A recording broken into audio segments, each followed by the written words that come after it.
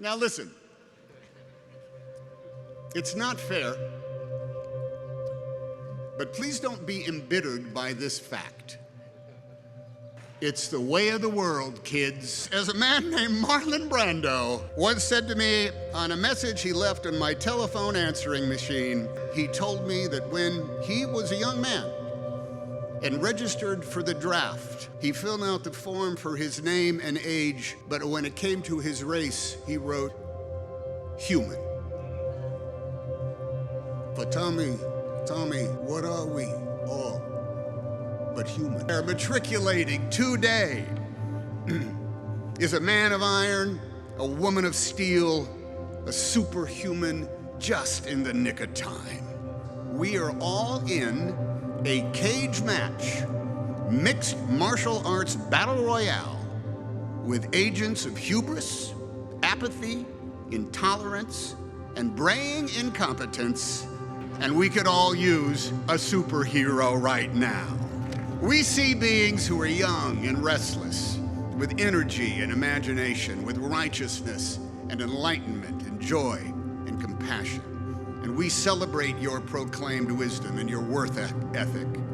We know no one is faster than a speeding bullet, to our shame, every day, to our shame. But we can still summon more power than a locomotive, and we are able to leap tall buildings at a single bound if we have the right gizmo. We can change the course of mighty rivers, if such a thing should be done.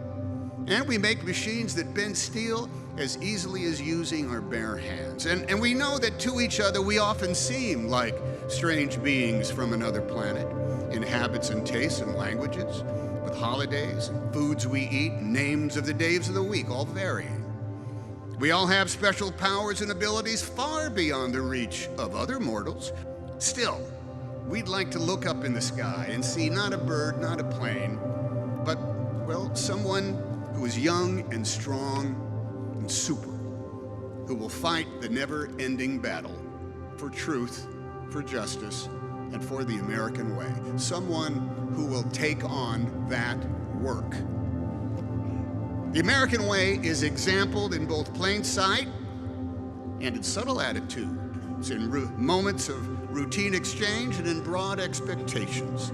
It's in places of historic weight and import and in the small spaces in which we all stand. The American way can be exampled when you respect the law and the rights of all, because if you don't, who will? When your food is brought to you and you thank the server, because if you don't, who will? When you pick up the litter that has missed the recycling bin, because if you don't, who will? When you vote your conscience and make sure your neighbor has the opportunity to do the same with theirs, because if you don't, who will? For the truth to some is no longer empirical, it's no longer based on data, nor common sense, nor even common decency. Telling the truth is no longer the benchmark for public service. It's no longer the salve to our fears or the guide to our actions.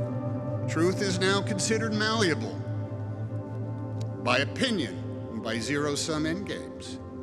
If you live in the United States of America, the responsibility is yours, ours. The effort is optional. But the truth is sacred, unalterable, chiseled into the stone of the foundation of our republic. All of us are able. None of us are super. We are the Americans. Liberty and justice is for us all. Because yes, we have specific names, and we have lived every year of our ages. But when it comes to race, we are all uniquely, magnificently, simply human.